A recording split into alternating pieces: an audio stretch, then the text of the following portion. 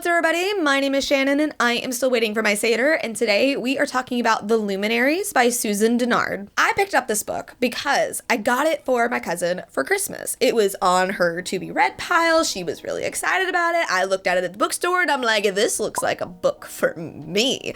The cover was just really cool. I was reading the back of it and it was about these people who were hunting like nightmare manifestations of monsters, which was just very, very cool. So I immediately put a hold on it at the library. And right when I started listening to it, it was pretty clear early on that my expectations were way too high for this book. So we're in a town where there is a forest with nightmares that come to life every night. And the Luminaries are these monster hunters that go in and kill these monsters so that we can continue to be safe and live another day. And the Luminaries are set up in different sections for each day of the week. So our main character, her name is Winnie Wednesday. Specifically, her full name is Wednesday Winona Wednesday, which is just a lot. Her family has been shunned, but it's her 16th birthday, and on your 16th birthday, you can, no matter what, go through the trials to try to become a hunter. So that's what she wants to do. And in her first trial, she comes face to face with a nightmare that nobody has ever seen before. Nobody even believes her that it is real, and she spends the rest of the book trying to figure out what's going on. And this is where my problem comes in with the book.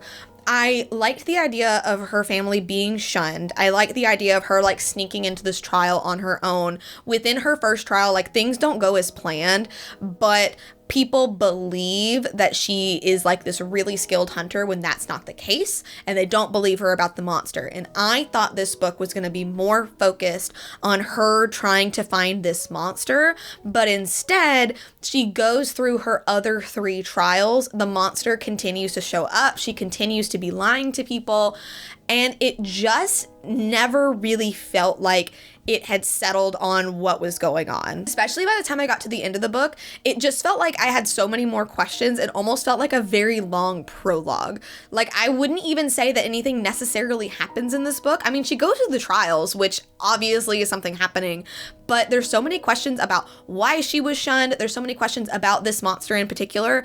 And since nobody takes her seriously about this monster, it almost feels like the author wants the reader to also not take her seriously, when I would argue that is the most interesting part of the book. We also have a boy named Jay in this book who is helping her with her trials because she hasn't been in training, because she's been shunned, and he was really fascinating, and they had like a falling out in their friendship, and I wanted to know more about that.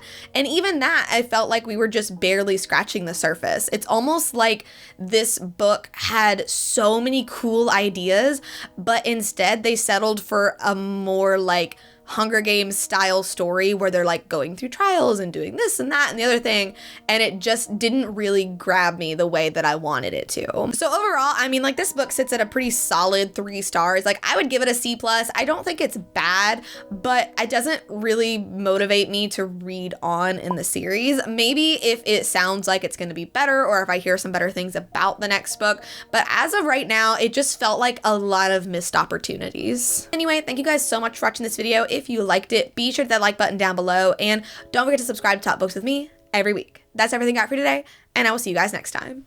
Bye!